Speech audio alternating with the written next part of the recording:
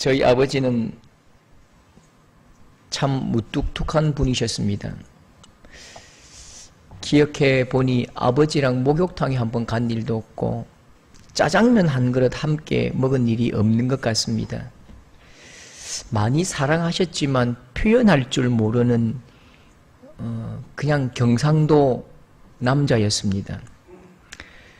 너무나 이른 나이에 와버린 알코올성 치매 증상 때문에 이 일을 일찍 놓으셨지요. 그러니까 집안 분위기가 많이 조금 우울했습니다. 이런 환경에서도 저는 꿋꿋하게 저의 갈 길을 갔는데요. 26살 1월 1일에 바로 그냥 결혼을 해버렸습니다. 신혼여행을 마치고 이제 집으로 내려왔는데 아내가 한복을 곱게 차려입고 앉아있고요. 새 식구가 들어오니까 분위기가 완전히 달라지더라고요. 온 가족들에게 마치 좀 뭔지 모르게 설레는 기쁨이 있었습니다. 오랜만에 아버지께서 말쑥하게 어디서 꺼내오셨는지 양복을 차려 입으시고는 말씀도 부끄러워서 하지 못하시고 며느리 앞에 막 부끄러워서 말씀도 못 하시면서 자꾸만 들락날락 끓이는 거예요. 들락날락 끓이는데 한 번 나갔다가 오실 때마다 동네 어른 한 분씩을 모시고 오십니다. 그러니까 집집마다 신방을 다니신 거죠. 집집마다 신방을 다니시면서 그냥 쑥 들어가가지고 하만댁 할매요, 우리 집에 새 식구 왔어. 내가 한 잔 줄게. 빨리 우리 집에 새색시 구경하러 오소. 신촌댁이요, 우리 집에 새 식구 왔어. 한 잔 줄게. 새색시 보러 오소. 덕산댁이요, 윤서방. 온갖 모든 동네에 신방을 다 하시고요.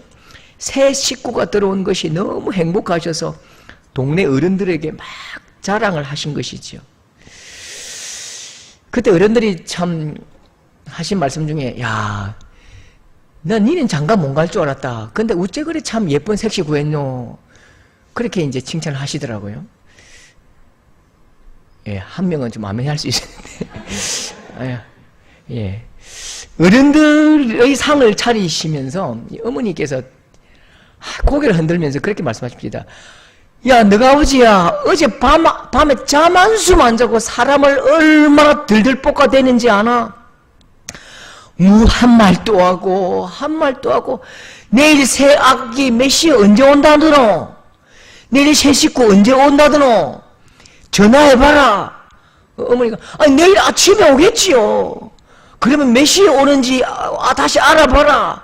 그래 하룻밤 꼬박 세우시고요. 밤 새벽에 이제 6시부터 우리 표현으로 삽작거리라고 하는데 대구 말은 뭐 어떻게 표현인지 모르겠습니다만 우리 경상도 마산 표현으로 삽작거리 저 앞에까지 나가가지고 그 새 식구 오는 그날을 아침부터 그렇게 이제 마을 나무 밑에서 기다리신 것입니다. 여러분, 새 식구가 오는 건 굉장히 기쁜 일입니다. 우리 교회에 새 가족이 온다는 것은 굉장히 행복한 일이고요. 우리 교회에 새로운 가족이 온다는 것은 너무나 가슴 설레는 좋은 소식입니다. 여러분, 교회에 새 가족이 온다는 것이 어떤 의미인지 아십니까? 그가 하나님을 알지 못하는 자라면 오늘 이 자리에서 예수님과 결혼잔치가 벌어진 것입니다. 그분이 혹시나 예수님을 아는 분이라면 교회와 결혼 예식을 맺는 것입니다. 굉장히 기쁜 일이고 행복한 잔치가 벌어지는 것이지요. 여러분, 워낙 교회들마다 새가족이 소중합니다. 새가족이 소중합니다. 그러니까 어떤 집사님이 조금 삐꼈어요. 저한테. 아따 목사님요, 새로운 사람은 새가족이고 우리는 헌가족입니까? 매일 새가족 하는데 새로운 사람은 새신자고 우리는 헌신자입니까?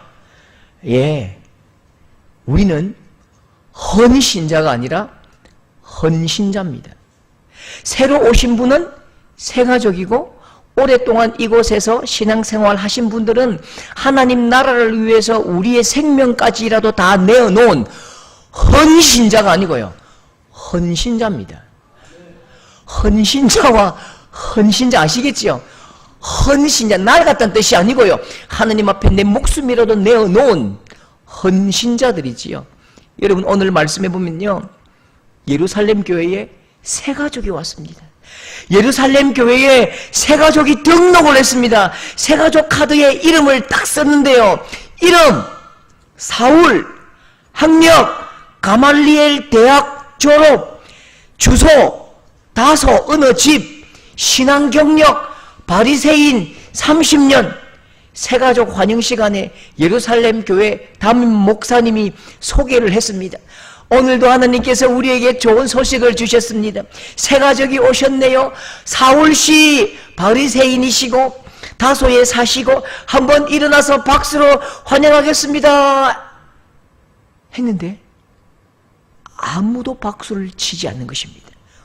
웅성웅성거리면서 얼음장 같은 싸늘한 분위기가 그냥 온 회중을 얼어붙게 만든 거죠. 여러분 대구말로 저 사람이 그 사람 아이가, 저 사람이 그 사람 아이가를 네 글자로 하면 어떻게 하면 될까요? 예, 맞죠? 가가 만에 가다.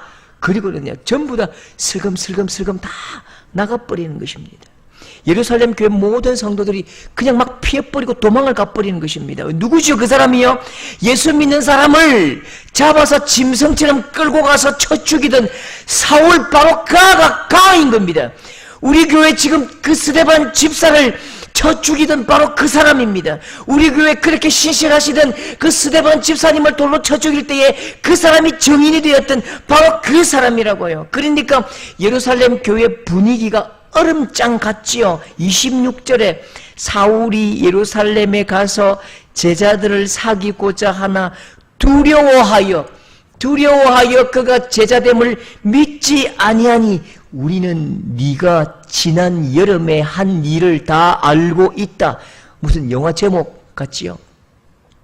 예루살렘 교회 성도들은 다 알고 있다고요. 예루살렘 교회 성도들은 다 봤다고요. 네가 얼마나 독한 놈인지, 네가 얼마나 악한 인간인지, 네가 그때 행한 일을 우리는 다 알고 있다고요. 사람이 쉽게 바뀝니까? 뻔히 지금 스데반 가족이, 스데반 아내가 여기 있고 스데반 아들 딸들이 여기 지금 신앙생활 하고 있는데 네가 무슨 낯짝으로 여기 와? 네가 그러고도 사람이야. 네가 어떻게 우리의 가족이 될 수 있어?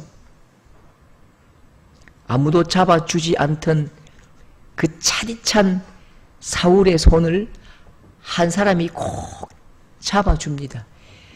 그 사람이 바나바입니다. 바나바의 원래 이름이 바나바가 아니죠.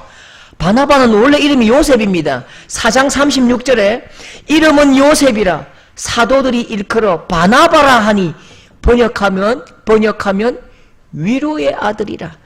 얼마나 성도들을 잘 섬기고 위로하고 격려하고 상담하고 칭찬을 잘했는지 사람들은 이 사람을 부를 때마다 요셉이라 부르지 않고 바나바다 그렇게 부른다고요. 위로의 아들이다, 위로의 사람이다, 격려의 사람, 그렇게 불렀습니다. 이 바나바가 사울의 손을 딱 잡고 들어옵니다. 그리고 27절에 바나바가 데리고 사도들에게 가서 그가 길에서 어떻게 주를 보았는지와 그가 어떻게 예수의 이름으로 담대히 말하였는지를 전하니라. 바나바가 손을 딱 잡고 사람들마다 이 사람에 대해서 사울이 예수님 만났다 그렇게 소개를 한다고요. 우리 그런 노래가 있대요. 네가 왜 거기서 나와? 바나바가 데리고 왔어. 네가 왜 거기서 나와? 바나바가 데리고 왔어. 네가 왜 거기서 나와? 바나바가 소개했다니까. 바나바가 데리고 왔다니까. 바나바가 이 사람 좋은 사람이라고 말했어. 바나바가 이 사람 회개했다고 말했어. 아, 그래. 그럼 됐네. 그럼 안심이겠네. 여러분, 이 바울을 향한 바나바의 끝없는 헌신을 보십시오. 12장 25절에 보면요, 바나바가 사울을 찾으러 다소에 가서 만나매 안디옥에 데리고 와서 둘이 교회에 1년간 모여 있었다. 바나바가 사울을 찾으러 다소에 가서 사울을 찾아서 다소까지 내려가고 그 사람 혹시 마음 상처 입었을까봐 또 찾아가 보고 또 찾아가 보고 또 신방 가보고 지금 말씀의 은혜를 받았습니까? 혹시 속상한 일 없습니까? 신방하고 있는 것입니다. 도저히 함께할 수 없는 예루살렘 교회 성도들 가슴속에 칭칭 동여맨 그 상처, 그 아픔의 족쇄를 누가 끊어냅니까? 바나바가 일일이 손을 붙잡고 설명하고 설득하고, 이보소 김집사요, 죄 없는 사람 어디 있어? 약점 없는 사람이 어디 있어? 나도 죄인이었고 당신도 죄인이었는데 주님께서 이 사울 만나주셨고 용서했습니다. 용서합시다. 스데반도 천국에서 이 사람 용서하기를 원하실 것입니다. 스데반 집사 아내요, 박 집사요, 이 사람이 당신 남편 죽였지만 용서합시다. 주님 당신을 위해서 십자가 지지 않았습니까? 이렇게 한 명 한 명 보증이 되어주고 위로하고 이 사울을 소개하고 힘을 주고 교회의 중심으로, 교회의 가족으로 받아주는 것입니다. 배회할 때 이 안디옥 교회까지 바울 손잡고 가서요, 거기서도 소개하고 말씀을 전하게 하고 힘을 주지요. 여러분, 1차 선교 여행을 갑니다. 설교를 누가 합니까? 원래 좀 죄송한 말씀이지만 어떤 행사든 간에 목사 세계에도 이 서열이 있습니다. 제일 선배가 뭐 할까요? 설교를 합니다. 그 다음 중요한 사람은요, 축도를 합니다.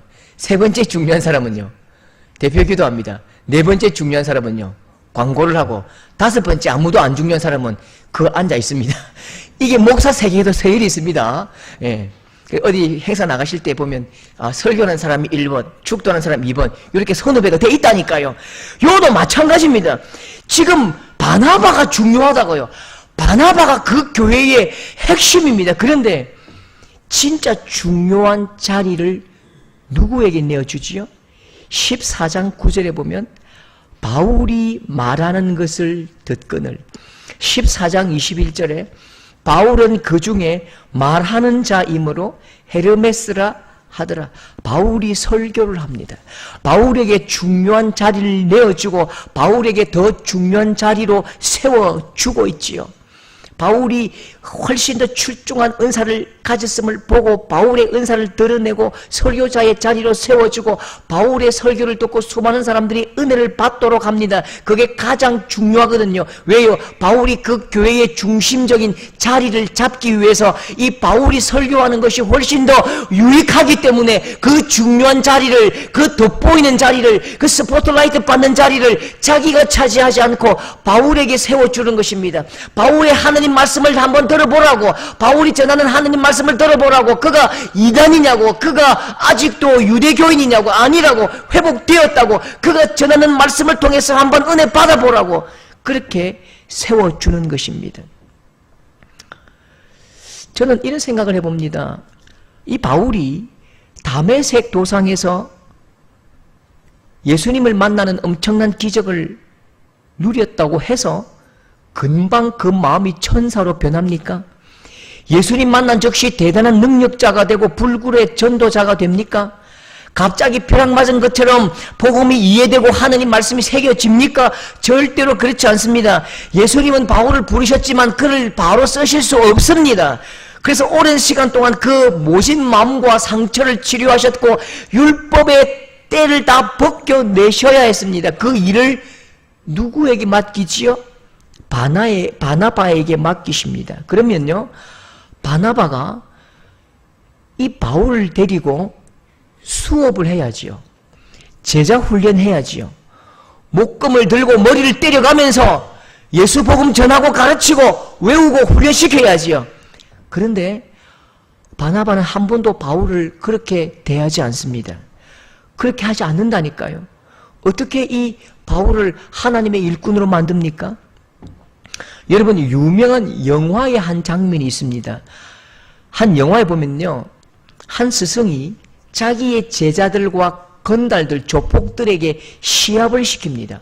어떤 시합을 시키냐면 두 개의 큰 밑빠진 독을 줍니다. 장독을 주면서 스승이 그렇게 말합니다. 독에 물을 가득 채우는 쪽이 이긴다. 빨리 독에 물을 가득 채워라.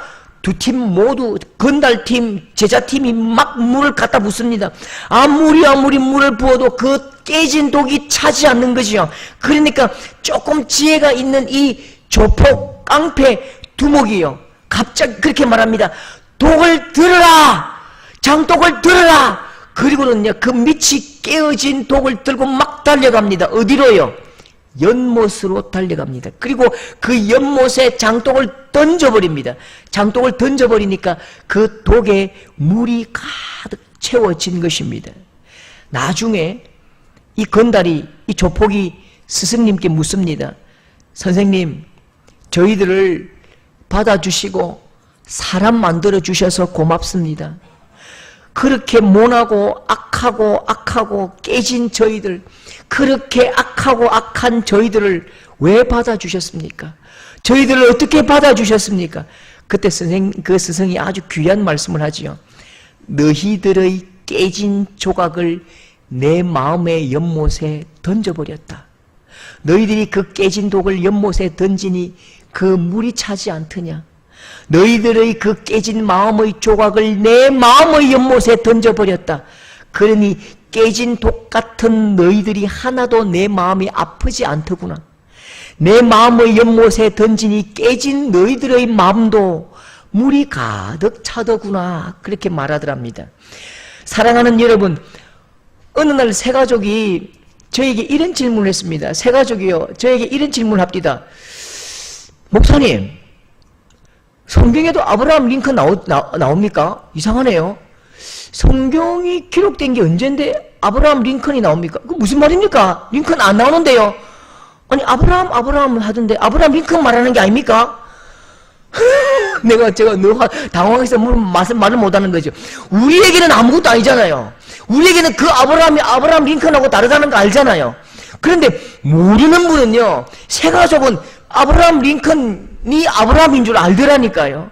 세 가족은 모르는 게 너무 많을 수 있습니다. 우리에게는 익숙한 일이지만 하나님께서 우리에게 보내신 가족 중에는요, 아직도 술과 담배를 끊지 못하신 분도 있고요, 세상 가치관과 그 세상의 그 습관에 아직도 찌든 그런 분이 있다고요. 그래도 괜찮습니다. 우리 교회는 아무런 문제가 되지 않습니다. 혹시나 담배를 끊지 못해서 오른쪽 주머니에 담배 넣고 와도 우리는 괜찮습니다. 세 가족의 아픔과 세 식구의 나약함까지라도 예수님을 알지 못하던 그 시간 동안에 가슴 깊이 새겨진 그 모난 모습도 우리 교회에서는 괜찮습니다. 왜냐하면 우리 모든 성도들의 마음의 연못에 가득 찬 은혜의 강물로 가득 채워줄 바나바와 같은 헌신자 여러분들이 있기 때문입니다. 우리 모두가 하나님의 은혜로 가득 찬 헌신자들 될 수 있기를 축복합니다. 그 구멍나고 밑이 새어버리고 그 나라가 빠진 헌신자가 아니고요, 하나님의 은혜로 가득 차고 은혜로 가득 찬 헌신자들이 꼭 되십시오. 여러분, 확실한 것이 하나 있습니다. 세 가족들이 지금은 묘목이지만, 지금은 작은 나무 같은 새 가족이지만, 하나님께서 우리에게 보내신 새 가족들은 얼마 있지 않아서 아름드리 큰 나무가 될 것입니다. 아름드리 큰 나무가 될 때까지 손을 잡아줄 수 있는 우리 모두 바나바들이 다 될 수 있기를 축복합니다. 여러분, 교회는 어떻게 성장합니까? 교회는 바나바의 수만큼 성장합니다. 그 귀한 생명을 교회에 보내실 때에 하나님께서 어떤 교회에 보내실까요?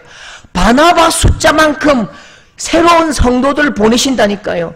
바나바 숫자가 새 가족을 감당할 수 있는 우리의 영적인 그 지평이고 우리 울타리인 것입니다. 여러분, 새 가족들을 볼 때마다 너무 가르치려 하지 마시고요, 너무 평가하려고 하지도 마시고요, 이래야 된다 저래야 된다 그렇게 종교적인 굴레를 씌우려 하지도 마시고요, 그냥 손잡아 주십시오. 손잡고 같이 밥 먹고 같이 웃고 같이 행복하고 같이 그냥 그곳에 있어주는 바나바, 격려해주는 바나바, 그런 바나바들이 많은 우리 복된 우리 서도교회 될 수 있기를 축복합니다. 여러분, 우리 여성분들 시집을 가보셨지요? 결혼을 하면 신행을 가잖아요. 첫날에 절대로 하지 말아야 할 것이 있습니다. 뭘 하지 말아야 합니까? 일을 하면 안 되지요. 그날은 주인공이기 때문에 색동 한복 입고 공주처럼 앉아서 그냥 주는 음식 받아 드시면 됩니다. 그렇죠? 신행 첫날은 그렇게 해야지요. 옛날에 우리 집에 보니까요, 푸세식 화장실이 있거든요. 그러니까 이제 화장실이 가기가 힘드니까 새 신부에게 화장실도 못 가게 합니다. 우리 할머니가 화장실도 못 가게 깨끗이 요강을 씻어가지고 그렇게 방에 넣어 줍디다. 여러분, 그러면요, 다음 날도 색동옷 입고 공주처럼 앉아 있어야 합니까? 그 다음 날도 한 달 내도록 색동옷 입고 공주처럼 앉아 있어야 합니까? 새 신부가요? 그러면 소는 누가 키웁니까? 소는요. 다음 날에는 색동옷 벗어야지요. 다음 날에는 한복 입고 부엌에 들어가야지요. 그 다음 날에는 시어머니한테 곡간 열쇠 받아야지요. 그 다음 날에는 시아버지한테 논밭 확인해야지요. 그 다음 날에는 소가 몇 마리인지 확인해야지요. 그 다음 날에는 논밭에 가서 김을 매야 되고, 그 다음 날에는 애기는 좀 더 낳아야 되네요. 그 다음 날, 아무튼 애기는 좀 더 낳고요. 그 다음 날에는 아무튼 또 일을 해야 되죠. 1년 뒤에 애기도 낳아야 되고요. 신행 온 첫날에는 한복 입고 공주 노릇 해도 돼요. 그 다음 날은요, 어떤 옷을 입어야 되지요? 몸빼를 입어야 됩니다. 머리는 어떻게 해야 되지요? 머리 막 미장원에서 막 아름답게 했던 그거 다 풀고 뭐 해야 되지요? 뽀글뽀글 빠마를 해야지요. 몸빼 입고 안주인 노릇하고 허리에 줌치 차고 쇳대 꼽고 논밭 확인하고 소 몇 마리 확인하고 주인 노릇 해야지요. 여러분, 바울이 교회의 새가족이 된 후에 어떤 일을 합니까? 보십시오. 28절 29절에 사울이 제자들과 함께 있어 예루살렘에 출입하여 또 예수의 이름으로 담대히 말하고. 바울이 교회 공동체에 들어온 후에는요, 사역의 현장을 찾습니다. 오늘은 예루살렘, 내일은 안디옥, 오늘은 안디옥, 내일은 지중해, 오늘은 지중해, 내일은 유럽, 아시아로 로마로 막 달려갑니다. 오늘은 새가족이었지만 이제는 하나님 나라의 주인공이고 하나님 나라의 기둥이고 하나님 나라의 주인 노릇하는 것입니다. 빨리 새가족의 티를 벗어내고 온전히 헌신자로 살기 위해서 다른 사도보다 좀 늦었지만, 다른 집사보다 좀 늦었지만 더 힘을 다해서 하나님 나라를 향한 열망으로 달려가고 생명을 바쳐 복음을 전하고 생명을 바쳐서 말씀을 전하는 것입니다.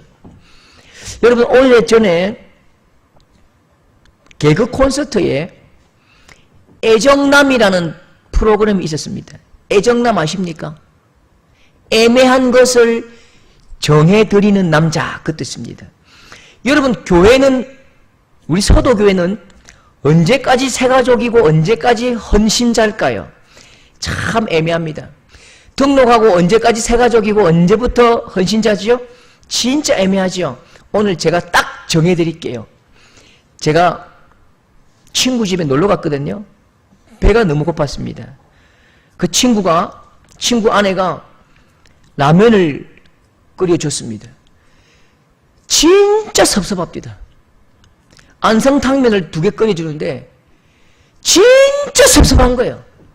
완전 섭섭해서 20년 뒤 지금도 이야기합니다. 야, 내 그때 진짜 섭섭했다. 왜요?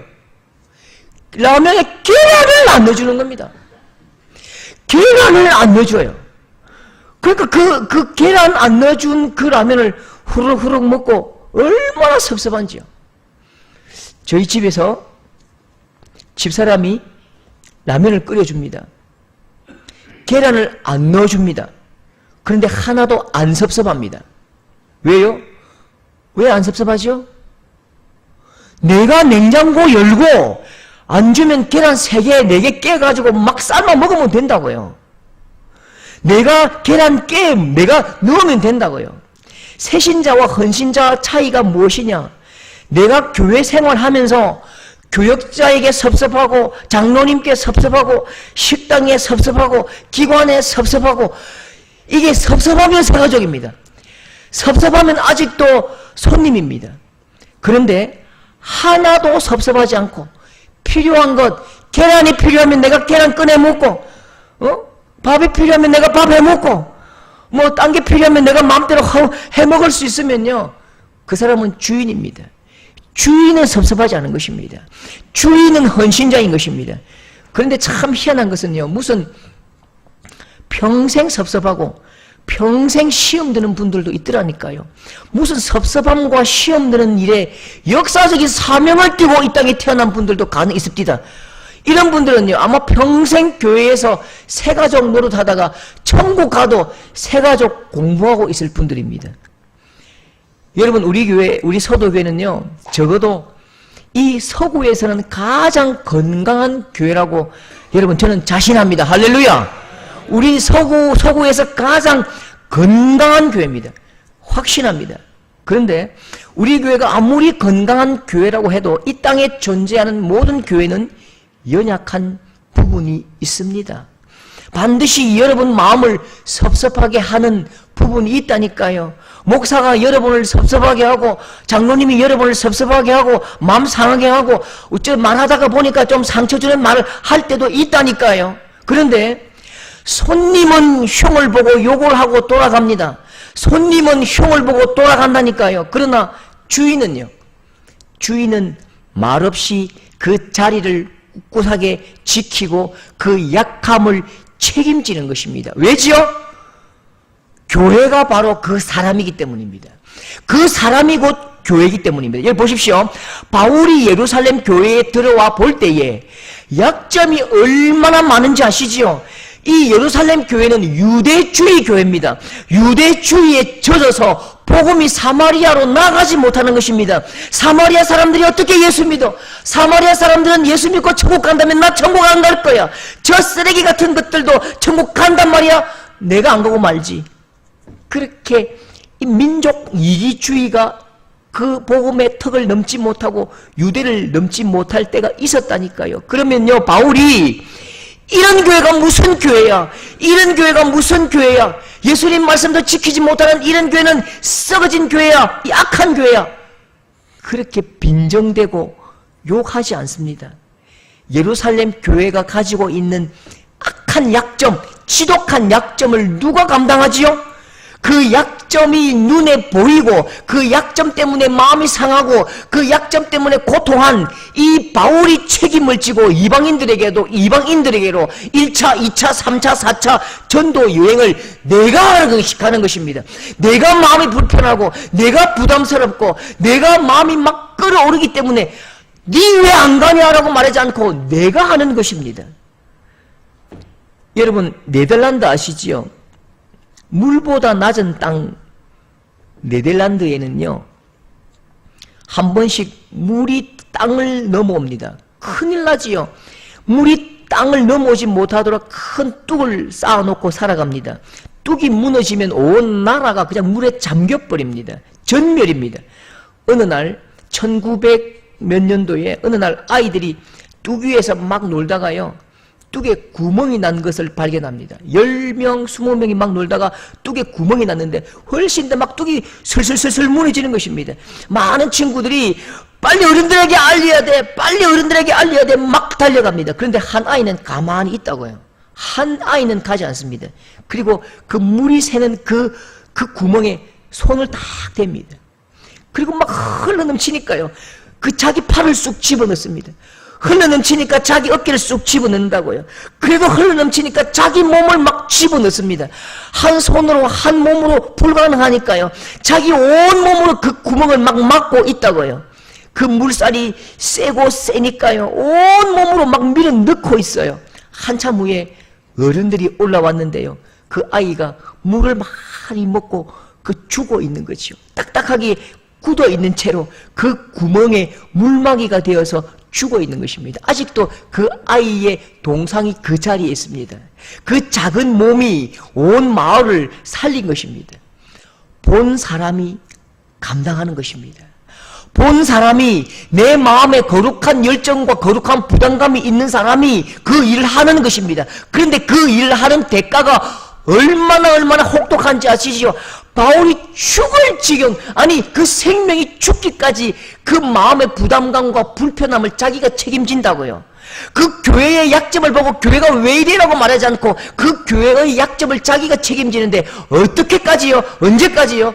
내 생명을 바치고 내가 순교하기까지, 피를 흘리기까지, 내가 보고 내가 알고 내 마음이 부담감이 있기 때문에 그 일을 감당한다고요. 여러분, 우리 교회가 아무리 건강한 교회라고 해도 뚝에 물이 새는 것처럼 우리 교회는 부족한 곳이 있습니다.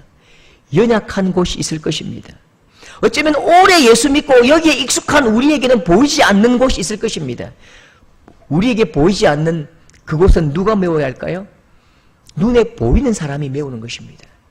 아는 사람이 메우는 것입니다. 여러분, 혹시나 물이 터진 물줄기가 보인다면 바로 여러분이 온몸으로 한번 막아 주실 수 있기를 바랍니다. 흘러가는 그 은혜의 누수를 여러분이 직접 막아 주십시오. 장로는 뭐해? 목사님은 뭐하노? 권사가 뭐하는 게 권사고? 그렇게 말하지 마시고요. 우리 공동체는 바로 한 명 한 명, 여러분 자신이 곧 서도교회입니다. 우리 교회는 왜 그래? 우리 교회는 왜 그래? 아니, 우리 교회는 왜 이 모양이야? 아니, 그렇게 말하면 안 되죠. 내가 곧 교회라니까요. 내가 곧 서도교회라니까요. 나의 모습이 서도교회 모습이기 때문에 내 눈에 보이고 내 마음이 불편하고 내 마음에 막 거룩한 부담감이 일어난다면 하나님은 나를 통해서 그 구멍을 메우기를 원하시는 것입니다. 어떻게까지요? 너의 생명이 다하기까지. 여러분, 거룩한 물막이가 될 수 있기를 축복합니다. 온몸이 부서지도록 한번 헌신해 보십시오. 이제는 여러분이 우리 서도교회의 사역의 주인입니다. 모든 사람들이 헌신자가 되어서 하나님 나라를 위해서 내 모든 가진 것과 생명과 내 모든 삶과 내 모든 시간과 내 모든 삶의 의미가 우리 서도교회요, 하나님 나라를 위해서 기꺼이 헌신할 수 있는 주님의 사역자들이 다 될 수 있기를 축복합니다.